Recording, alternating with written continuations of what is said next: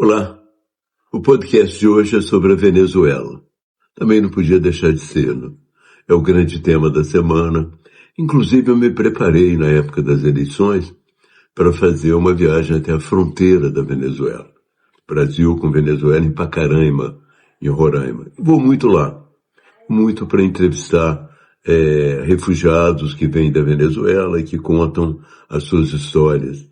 Eles passam pela fronteira ali e de ali vão para Boa Vista, que é a capital de Roraima, e de Boa Vista também, quando podem, deixam o norte, vão ou vêm para o sudeste, ou vão para outros países. Enfim, é um movimento constante de gente saindo da Venezuela por causa da situação econômica e política. Eu sabia que essas eleições eram eleições muito especiais. Em primeiro lugar, porque pela primeira vez na história da Colômbia, a oposição conseguiu realmente se organizar de uma forma mais sólida. E pela primeira vez também, ao longo desses 25 anos de chavismo, houve uma chance real dela vencer as eleições. Então, era uma coisa muito especial. As próprias pesquisas, todas elas, indicavam uma vitória da oposição por uma margem de mais ou menos 30% dos votos. Por aí vocês veem a diferença que existia entre o candidato da oposição e o candidato Maduro, que era o candidato da ditadura mesmo. Vocês veem que esse candidato da oposição não era nem um candidato, a candidata mesma era a Maria Corina Machado, que era uma deputada, que tinha o apoio da população, mas o Maduro impediu que ela fosse candidata. Então, no dia das eleições, eu acompanhei passo a passo, porque eu sigo um canal lá da Venezuela, que é um canal de homens, que foi criado por um homem chamado Teodor Petkov, que tem uma trajetória um pouco parecida com a minha. Participou de luta armada e depois, ao longo do tempo, se transformou num homem mais ponderado e que tinha uma oposição ao Maduro. Ele fazia oposição, o canal tal qual que existe hoje ainda é oposição ao Maduro. Então eu segui o processo através desse canal tal qual, que era o canal mais uma série de correspondentes independentes que utilizaram o canal para contar as histórias que viam nas eleições. Então, aquele dia foi um dia muito tenso, até a noite, quando, no momento em que começou a apuração, o governo Maduro decidiu que os oposicionistas não podiam entrar na sala de apuração. Um absurdo, porque a lei garante que a apuração seja transparente, e ele impediu essa transparência. Ali ficou bastante claro que ele ia roubar as eleições. Aliás, já estava claro há algum tempo, mas ficou mais claro, ficou, digamos assim, cristalino. Né? Maduro vai roubar as eleições. Então, nós vemos a partir daí todo um drama. Eu vou comentar com vocês o que me parece ser o papel do Brasil. Né? Nós somos brasileiros, temos uma fronteira com a Venezuela, temos uma série de problemas comuns com a Venezuela. Um deles é a questão dos Yanomamis, que trabalham dentro dos dois países. Eles têm a área Yanomami, na verdade, uma área que está dentro do Brasil e dentro da Venezuela. E eles cruzam a fronteira sem problema. Nós temos também uma situação ali, tem um Monte Roraima, que pertence aos dois países. Tem a questão da eletricidade, importamos eletricidade para Roraima, da Venezuela. Então há várias coisas em comum que o Brasil precisa tratar com a Venezuela. E o papel do Brasil, desde o princípio, foi um papel aparentemente, voltado para que houvesse eleições democráticas na Venezuela. O Brasil foi até um certo ponto, foi até um ponto em que se criou um acordo em Barbados, e esse acordo previa uma eleição transparente e limpa. O Brasil era o signatário desse acordo, um dos signatários desse acordo, e ia acompanhar. Mas acontece que esse acordo começou a ser, de uma certa maneira, driblado, de uma certa maneira violentado pelo Maduro. A primeira violência é o fato de não deixar que a candidata da oposição, que a oposição reconhece como a sua líder, não fosse candidata. Então, isso obrigou a oposição a escolher um outro candidato para representá-lo. Além disso, quando nós olhamos a Venezuela no dia a dia, o Maduro estava prendendo um oposicionista em cada 3 dias. Ele ia prendendo gente, de 3 em 3 dias uma pessoa caía. Então era evidente que a eleição estava caminhando para ser um problema sério. O dinheiro e toda a propaganda era feita pelo Estado, né? O Maduro utilizou a máquina estatal para propagar a sua candidatura. E a candidatura da oposição não tinha como competir, não tinha dinheiro para isso. Então, era uma eleição desigual, mas porém competitiva, no sentido de que a oposição tinha condições de vencer. E então, quando aconteceu a eleição, o Brasil mandou um representante lá, que é o embaixador Celso Amorim, para acompanhar as eleições.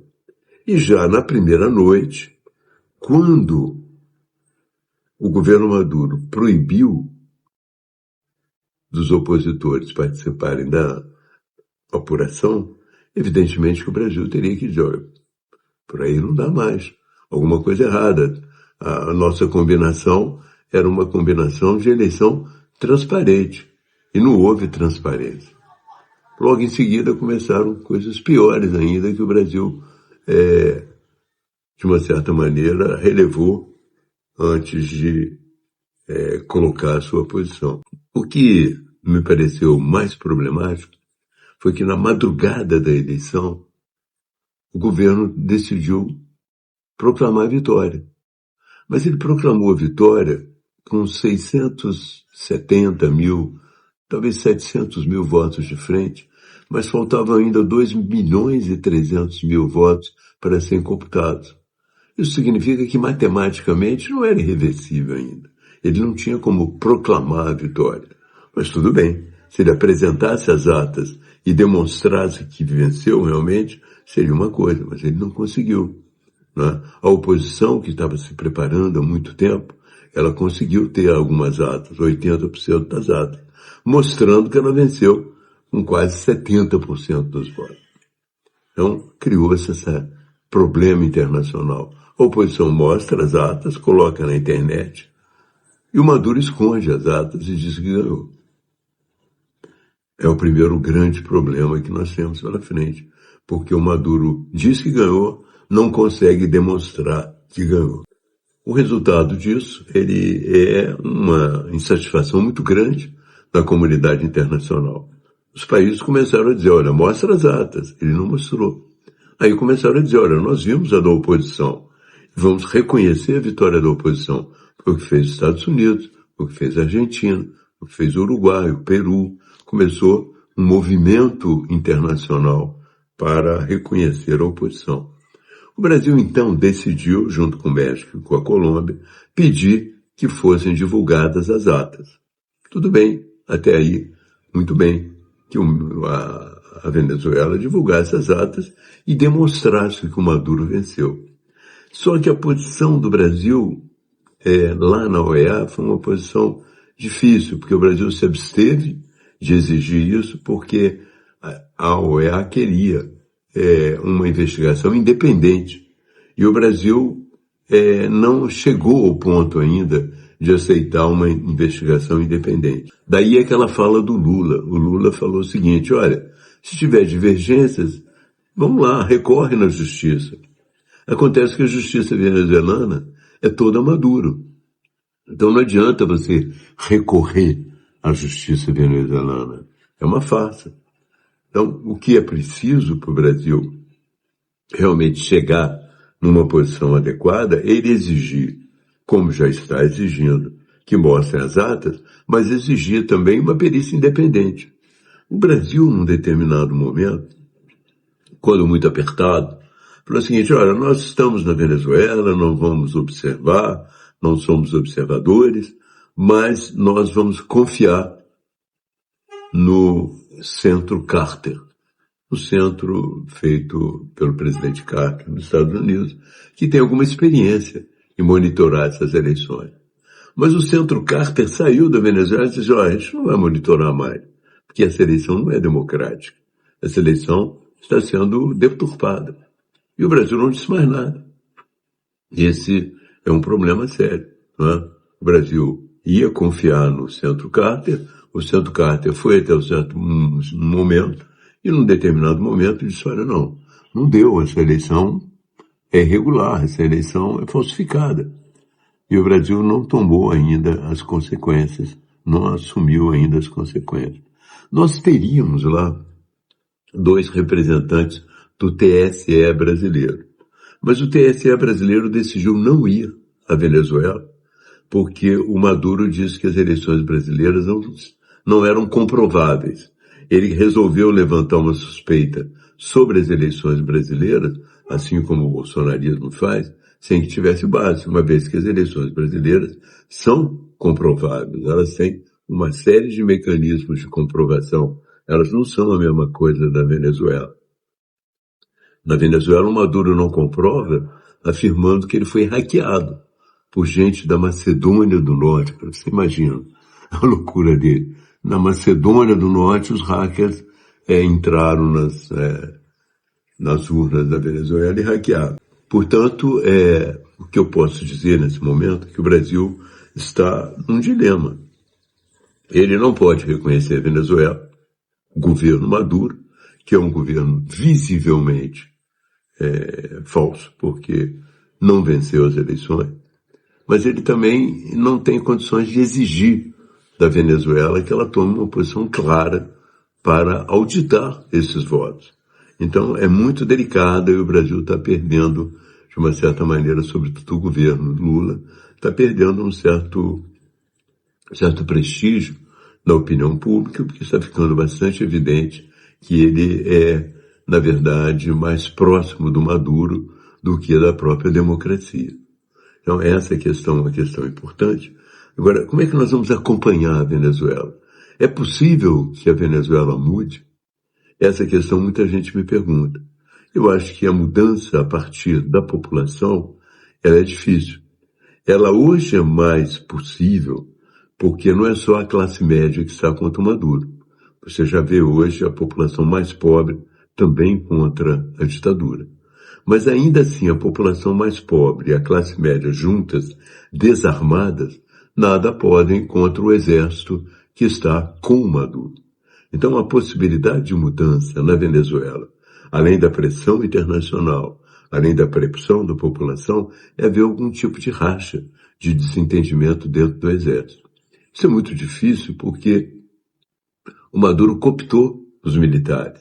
Ele deu para os generais os postos mais interessantes, aqueles postos onde eles podem ganhar dinheiro. Então, para eles, a defesa da ditadura é a defesa do seu próprio bem-estar, da sua própria riqueza.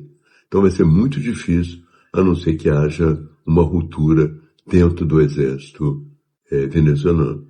Enquanto isso, não há outro caminho, não só para o Brasil, mas para todos os países do continente, de denunciarem a ditadura. Vamos ver se o governo Lula assume essa posição, que é a posição majoritária em nosso país, e não é a posição do Partido dos Trabalhadores.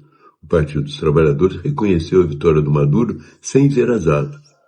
Parece que eles têm um curso de telepatia, ou então frequentam um centro espírita onde essas atas apareceram. Mas a verdade é que o mundo inteiro, exceção dos países comunistas e mais ditatoriais, como a China, a Nicarágua, a Rússia, esses países reconhecem. A Síria, o Irã reconhecem a Venezuela de Maduro. Mas a maioria do mundo ocidental, democrático, não reconhece o governo do Maduro. O Brasil vai ter que se manifestar sobre isso. É o grande dilema que o PT e o Lula têm pela frente. Mais o PT, porque o PT já declarou apoio ao Maduro, mas o Lula está numa encruzilhada, e é uma encruzilhada importante do ponto de vista da própria carreira dele, mas também do ponto de vista eleitoral. Pela primeira vez, um tema de política externa passa a ser importante também nas eleições do Brasil, porque as pessoas votaram pela democracia e querem um governo que assuma a defesa da democracia. Não é possível que você lute pela democracia contra o Bolsonaro e defenda o Maduro da sua agressão à democracia.